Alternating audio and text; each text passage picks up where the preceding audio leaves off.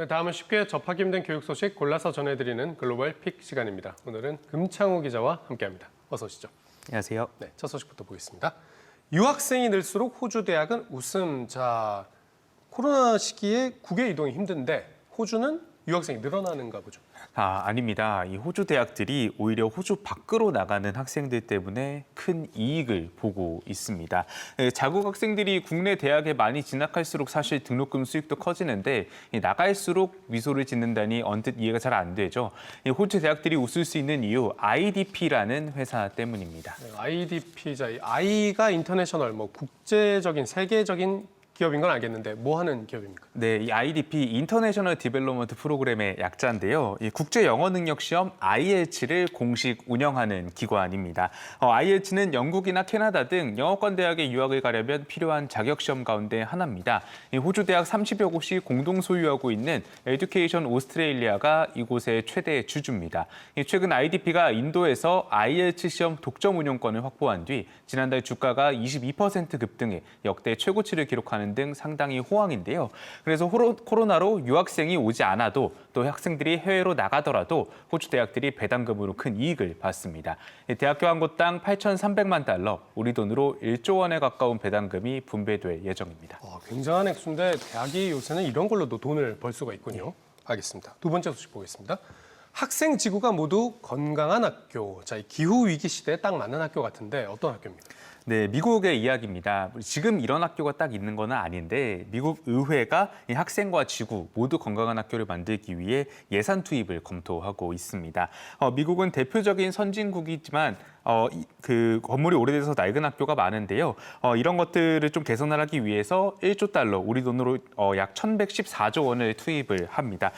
특히 오래된 학교 가운데서는 납으로 오염된 배관 때문에 학생들이 깨끗한 식수를 먹기가 좀 어려운데요. 이 볼티모어의 공립학교는 배관의 납 함유량이 높아서 급수대에서 물을 마시지 못하게 할 정도입니다. 이런 배수관을 제거하고 식수를 정화하기 위해서 인프라를 개선하는 비용 150억 달러도 이번 예산안에 포함이 됐습니다. 네, 깨끗한 배관을 만들어서 학생 건강을 지킨다는 얘기였군요. 지구 건강은 그럼 어떻게 지키는 겁니까? 네, 환경오염의 주범하면 대표적으로 떠오르는 게 바로 배기가스인데요. 네, 이런 배기가스, 이번 예산에는 50억 달러를 들여서 통학버스의 배기가스를 줄이는 내용도 담겼습니다.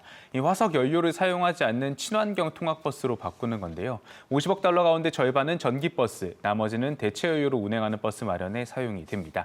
앞으로 수년에 걸쳐서 이런 버스 2만 대를 구입할 계획입니다. 이 밖에도 학교 반경 3km 내에는 학생들이 도보나 자전거로도 안전하게 등교할 수 있는 계획을 마련하게 100만 달러를 투입할 예정입니다. 네, 친환경 버스와 안전한 통학로로 지구 환경을 지킨다. 네. 알겠습니다. 마지막 소식 보겠습니다. 여름 보충 수업 못 듣는 학생들. 자, 이게 코로나 시기에 정말 중요한 게 여름 학교인데 학생들이 왜 못 듣는 겁니까? 네, 지금 미국 보스턴의 학생들이 이렇게 여름학교 수업을 듣지 못하고 있습니다. 사실 이 지역 교육감은 유색인종, 또 장애 학생처럼 취약계층에 무료 프로그램을 제공하는 등 여름학교 계획을 세우고 또 학생들의 학업 능력 향상에 힘쓰겠다고 밝혔는데요. 하지만 등록 학생 수가 목표치에 미치지 못했습니다. 학생 5만 명 가운데 여름학교에 등록한 인원이 25% 수준에 그친 겁니다. 이게 어떤 데는 학생들이 넘쳐서 교사가 부족하다고 하더니 보스턴은 뭐가 문제인 겁니까?